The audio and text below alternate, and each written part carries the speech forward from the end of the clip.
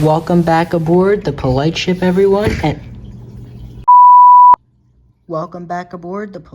everyone, and today we're going to be continuing my Disneyland versus Disney World series with part 2.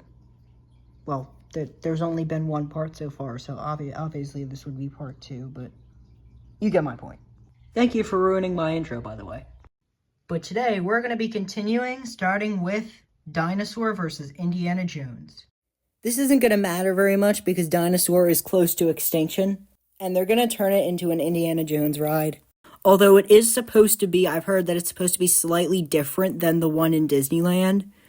Now, I'm a sucker for Dinosaur, but Indiana Jones is honestly just better. I don't really know how to describe how it's better, it's just better. There's just so many more effects on display than there are in Dinosaur. Also, the animatronics in Dinosaur are, really outdated, so that's another problem. The boulder scene is so cool in Indiana Jones. So overall, Indiana Jones Temple of the Forbidden Eye is better than Dinosaur. Next up is Buzz Lightyear Space Ranger Spin versus Buzz Lightyear Astro Blasters. Now, similar to Big Thunder and Dinosaur, Space Ranger Spin is also going through a massive refurbishment that's supposed to make it a lot better, but as it stands currently, Astro Blasters is just so much better.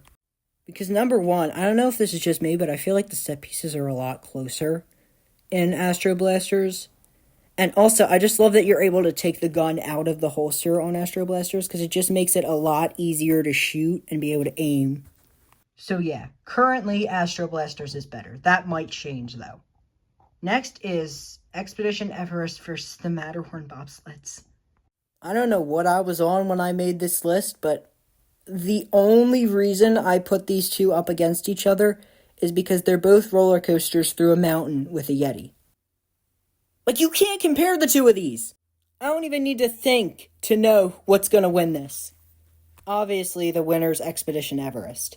Maybe once the Matterhorn Bobsleds gets refurbished to go backwards, maybe then I'll consider it. But, why? Why did I put these two up against each other? I knew the Matterhorn didn't even stand a chance. It's not even just the backwards element. It's also smooth, unlike someone. So very obviously, the winner for this is Expedition Everest. Next, we have another one that I can't even begin to compare. Pirates of the Caribbean. My dad would have liked a shout out here, so shout out to my dad. Now, Pirates is better in Disneyland for the same reason that Haunted Mansion is better in Disney World. There's so many scenes that Disneyland has that Disney World doesn't have. Especially in that, beginning part there with all the skeletons. And then the bayou, that when you're in the bayou and it overlooks the restaurant. Disney World has something similar at Grand Fiesta Tour in Mexico at Epcot, but we're not talking about Grand Fiesta Tour. Disneyland also has 2 drops, whereas Disney World only has 1. And that's to get you underneath the railroad tracks, I think. Disneyland also has the cool mirror effect with the skeleton turning into the pirate.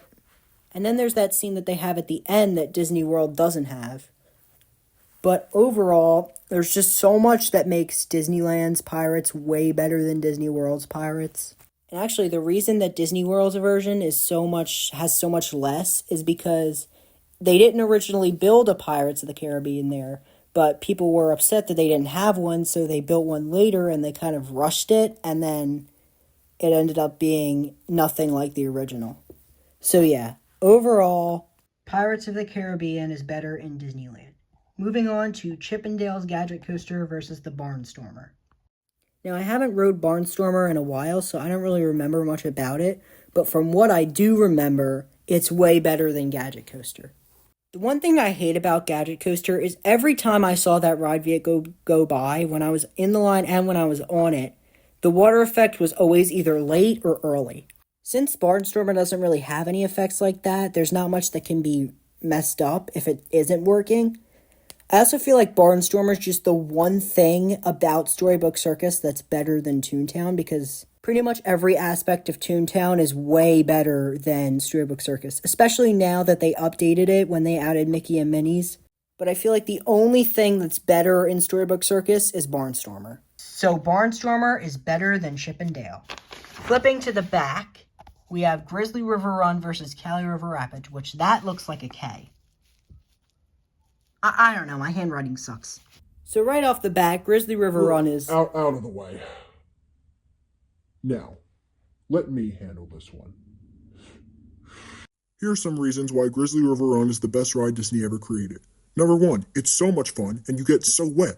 The rapids bounce your raft around a lot, way more than they do over in Florida. Imagine.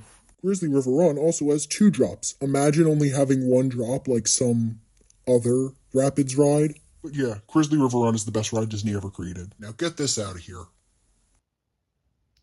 What Bart was trying to say is that Grizzly River Run is better than Cali River Rapids.